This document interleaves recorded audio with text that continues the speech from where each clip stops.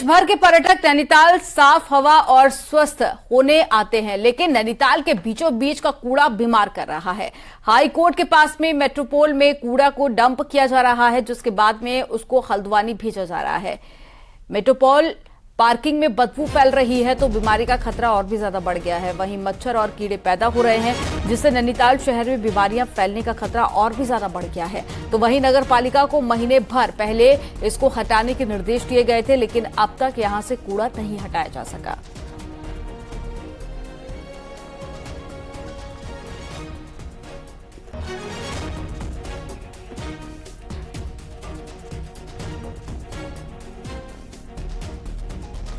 और ज्यादा जानकारी के साथ में वीरेंद्र सिंह जुड़ गए हैं। वीरेंद्र का रुख कर लेते हैं।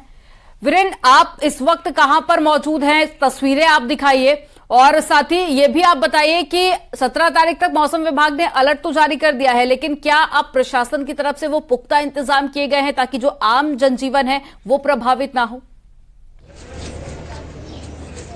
देखिए, जहां तक मौसम की बात है तो जिस तरह से मौसम विभाग ने चेतावनी जारी की है और साफ तौर पर यह कहा कि आने वाले जो 3 दिन हैं वो पहाड़ों में मौसम खराब रहेगा और इसके अलावा जो स्टेट हाईवे हैं या राज्य मार्ग हैं उनमें भी खतरा हो सकता है, क्योंकि कई इलाकों में जो लैंडस्लाइड है वो होने की घटनाएं हो सकती हैं। इसके अलावा अलग अलग क्षेत्रों में पत्थर गिर रहे हैं पहाड़ियों से और जो यात्री हैं उनको खासा दिक्कतों का सामना करना पड़ रहा है।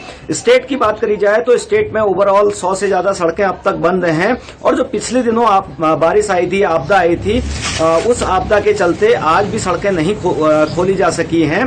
तो ये कहा जा सकता है कि जिस तरह से मौसम विभाग ने मौसम को लेकर आप बता रहे हैं, जानकारी दे रहे हैं, लेकिन इन सब के बीच बड़ी समस्या यहाँ पर यह भी है कि मेट्रोपोल में कूड़ा डंप हो रहा है। लोग बहुत ज्यादा परेशान है क्योंकि सड़क के बीचों बीच कूड़ा पड़ा हुआ है, यातायात भी काफी ज्यादा बाधित होता है और लोग बदबू से भी काफी परेशान है। इसका क्या सॉल्यूशन है? कब तक इसका निस्तारण होगा? देखिए, जिस तरह से पिछले दिनों भी एक ऑर्डर जारी किया था डीएम की ओर से और ये कहा था कि साफ तौर पे इसको 2 दिन के भीतर हटा दें, बावजूद इसके पालिका ने इसको नहीं हटाया। हालांकि जमीन चिन्हीकरण का कार्रवाई की गई, 2 स्पॉट पर जमीनों का चिन्हीकरण किया गया, वो भी अब उन पर भी ये काम होता हुआ नहीं दिख रहा है और साफ तौर पर उन पर अप्रोच रोड की जो दिक्कतें हैं वो की जा रही है। हालांकि डीएम इस बात को कह रही है कि यहां से इस कूड़े को हटाया जाएगा, लेकिन गौर करने वाली बात यह है कि जो टूरिस्ट आता है वो सबसे पहले मेट्रोपोल में अपनी गाड़ी पार्किंग करने आता है। इसके अलावा इसके आसपास तमाम जो ऐसे होटल हैं वहां पर बीमारियों का खतरा है और वहीं पास में ही उत्तराखंड का हाई कोर्ट है, उसके सामने इस तरह की चीजें हो रही हैं। एक गौर करने वाली बात यह है कि सालों पहले जिस तरह से नैनीताल में मच्छर या कीड़े मक्खियां नहीं होती थी, इस कूड़े की वजह से लगातार मच्छरों का प्रकोप बिल्कुल वीरेंद्र, और इसका एक बड़ा जो कारण है वो सैलानी भी निकलकर सामने आए, क्योंकि लोग यहां पर पहुंचते हैं जिसके बाद में जो कूड़ा करकट होता है वो उसे सड़क पर ही फेंक देते हैं। तमाम जानकारी साझा करने के लिए बहुत शुक्रिया आपका। चलिए आगे बढ़ते हैं। हल्द्वानी के पास काठ गोदाम से एक बेहद डरावना वीडियो सामने आया है। यहां पर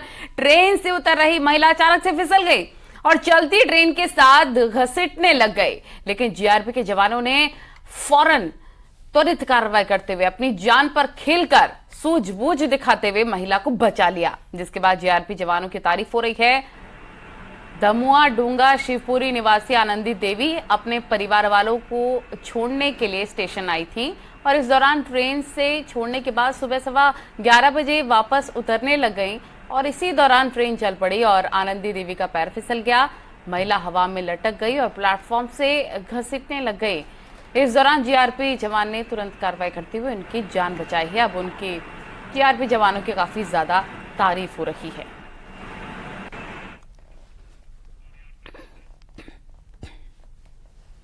विवादों में घिरे पीएमजीएसवाई के चीफ इंजीनियर आरपी सिंह की मुश्किलें और ज्यादा बढ़ रही हैं। उनके खिलाफ में भ्रष्टाचार और पद से हटाने को लेकर हाईकोर्ट मामला पहुंच गया है। हाईकोर्ट की चीफ जस्टिस कोर्ट ने आज पूरे मामले में सरकार समेत सभी पक्षकारों को नोटिस जारी कर दिया और 4 हफ्तों में जवाब मांगा है। कोर्ट ने पूछा है कि उनके खिलाफ जो छापे पड़े हैं और उच्च अधिकारियों ने जांच की है उसका क्या हुआ। चीफ इंजीनियर आरपी सिंह का पर भ्रष्टाचार के आरोप हैं और कथित तौर पर 700 करोड़ के घोटाले में आरोपी हैं। याचिका में कहा गया है कि मूल विभाग सिंचाई विभाग के हैं, लेकिन प्रतिनियुक्त पर 10 साल से ग्रामीण विकास विभाग में जमे हुए हैं।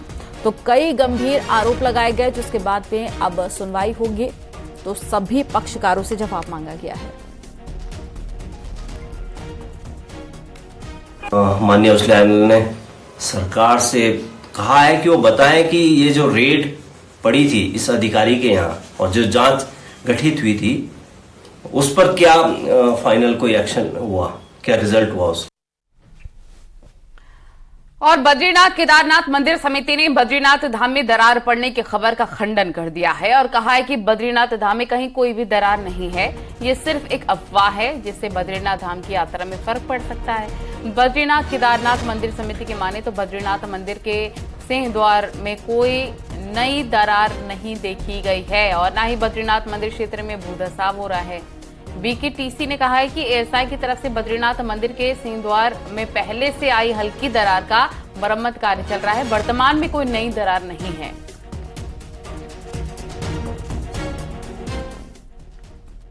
और जो दरारें हैं उन पर ग्लास की टाइल्सें लगाई गई थी जिनसे कि आकलन किया जा सके कि इन दरारों में किसी प्रकार की हलचल है या उनकी चौड़ाई बड़ी है, तो ऐसा पाया नहीं गया। लेकिन उसके बावजूद जो दरारें थी उनका ट्रीटमेंट कार्य इस वर्ष अगस्त माह में पुरातत्व विभाग द्वारा प्रारंभ किया गया और जो अभी जारी है और वर्तमान में किसी प्रकार से कोई मंदिर को लेकर के या मंदिर परिसर को लेकर के किसी प्रकार का कोई खतरा नहीं है।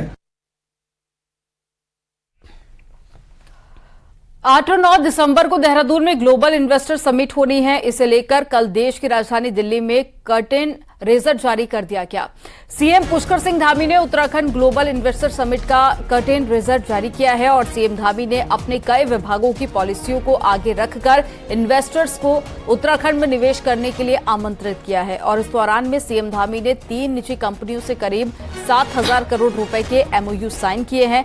आईटीसी के साथ में 4,500 करोड़, ई कुबेर के साथ में 1,600 करोड़ और साथ ही महिंद्रा हॉलीडे के साथ में 1,000 करोड़ रुपए का एमओयू साइन हुआ है। सीएम धामी ने कहा है कि उत्तराखंड में निवेश की जबरदस्त संभावना है और जैसे लोग अध्यात्म के लिए उत्तराखंड आते हैं वैसे ही अब निवेश के लिए भी आ रहे हैं।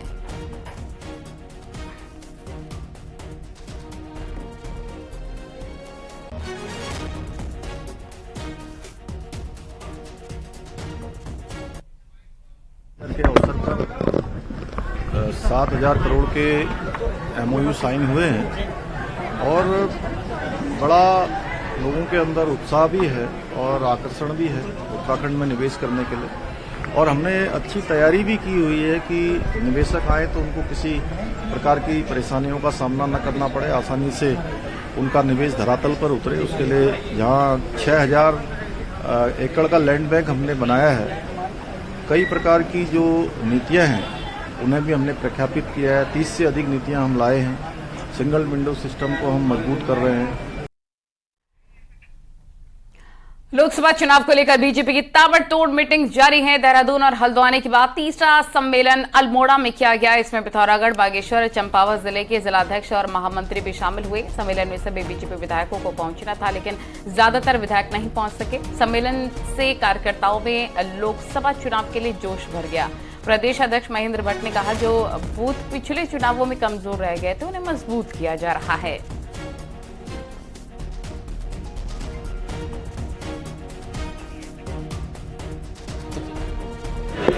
मंडल उसके महामंत्री से ऊपर के कार्यकर्ताओं की पूरी लोकसभा की बैठक है और इस बैठक में जो कमजोर पोलिंग बूथ है जो पिछले विधानसभा चुनाव में, लोकसभा चुनाव में किन कारण सब जीत नहीं पाए, उन बूथों पर 50+1 मतदान से हम उन पोलिंग बूथों को विजयी की ओर बढ़े। हमारे आज अल्मोड़ा लोकसभा क्षेत्र का मंडल अध्यक्ष, महामंत्री और जिला अध्यक्ष, जिला महामंत्री और हमारे प्रभारी और सभी विधायकों के संबंधित आज की ये बैठक की गई है लोकसभा की। और इसमें हमारे संगठन के 5 जिलों के यानी कि अल्मोड़ा, पिथौरागढ़, बागेश्वर, चंपावत संगठन की दृष्टि से हमारा रानीखेत जिला भी हमने बनाया है। नैनीताल में बीडी पांडे जिला अस्पताल में अतिक्रमण पर कार्रवाई शुरू हो गई है। हाईकोर्ट के आदेश के बाद में गुरुवार को अतिक्रमणकारियों ने खुद ही अपना घर खाली करना शुरू कर दिया, तो वहीं कई अतिक्रमणकारी अपना अतिक्रमण खुद ही हटा रहे हैं। आज जिला अस्पताल की सरकारी जमीन पर बसे लोगों ने ये देखिए तस्वीरें भी आपको दिखा रहे हैं। तस्वीरें कल की है जब खुद ही अतिक्रमण को हटाया जा रहा था और साथ ही अतिक्रमणकारी इस जमीन को खुद का बता रहे हैं और इस जमीन की रजिस्ट्री खुद के नाम पर होने का दावा भी कर रहे थे।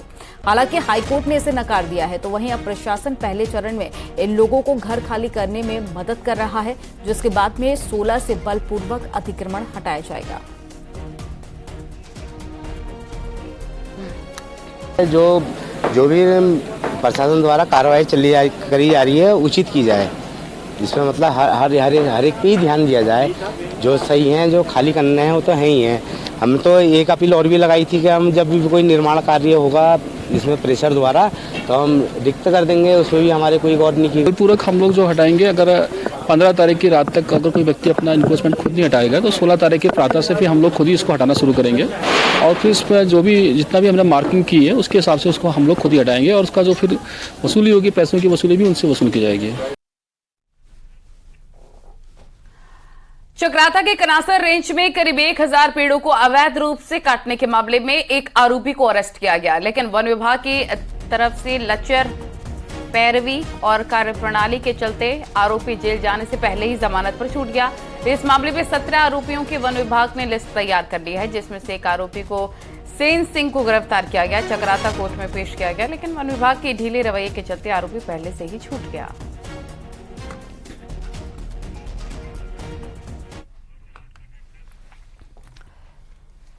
देहरादून के चक्राता में 1000 से ज्यादा पेड़ काटे गए हैं, लेकिन 17 नामजद आरोपियों में से सिर्फ एक की ही गिरफ्तारी हो सकी है।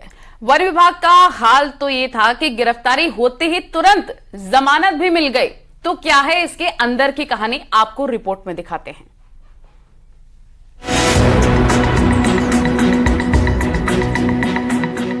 हिमाचल बॉर्डर से लगे उत्तराखंड के चक्राता, टोंस और मोरी क्षेत्रों में सालों से टिम्बर माफिया सक्रिय रहा है और इसमें मिली भगत रही है विभागीय कर्मचारियों की। पहली बार चक्राता में 1000 और टोंस डिवीजन में 100 से ज्यादा पेड़ों का अवैध रूप से कटान का मामला सामने आया। जांच बैठी तो इसमें वन विभाग, वन निगम के अधिकारी कर्मचारी की मिली भगत का खुलासा हुआ। नतीजा, पहली बार 24 से ज्यादा अधिकारी कर्मचारी सस्पेंड कर दिए गए। प्रदेश के वन मंत्री खुद ये बात कह रहे हैं कि ये पूरा मामला पिछले 1.5 दशकों से चला आ रहा है। राज्य में ये करीबन पिछले 15 सालों से खेल रहा है और उसको जब हमारे संज्ञान में आया तो जिस तरह लगातार हमारे लोग इस पर निगाह रखे थे, आपने देखा कि पहली बार फॉरेस्ट डिपार्टमेंट के 20 अधिकारियों को निलंबित करने का काम किया गया और इसके अलावा जांच चली और मुझे लगता है कई लोग इस पर भी जेल जाएंगे। वन विभाग के कई सीनियर अधिकारियों पर भी शक की सुई घूम रही है। मामले की गंभीरता को देख अब फॉरेस्ट चीफ ने चीफ गढ़वाल की अध्यक्षता में 11 अफसरों की जांच टीम गठित की है। जांच ठीक से हुई तो कई अफसरों का नपना तय माना जा रहा है। कर्मचारी, रेंज अधिकारी जो निलंबित हुए थे उनकी चार्जशीट इत्यादि बनाने की कार्रवाई शुरू कर दी गई है, ताकि जो भी उचित उसमें निर्णय लेके और एक मतलब जो दोषी कर्मचारी हैं इसमें विभाग के, उनके अगेंस्ट तत्परता से कार्रवाई की जाए। अभी तक की जांच में टिम्बर माफिया के मजबूत गठजोड़ का खुलासा हुआ है, जिसमें माफिया के साथ नेताओं और विभागीय लोगों की भी मिली भगत है। हालात ये है कि अवैध कटान के इस मामले में 17 लोग नामजद हैं, लेकिन गिरफ्तारी सिर्फ एक की हो पाई है। उसमें भी पैरवी इतनी लचर थी कि उसे हाथों हाथ जमानत भी मिल गई। टिहरी से सौरभ के साथ देहरादून से सुनील नवप्रभात की रिपोर्ट।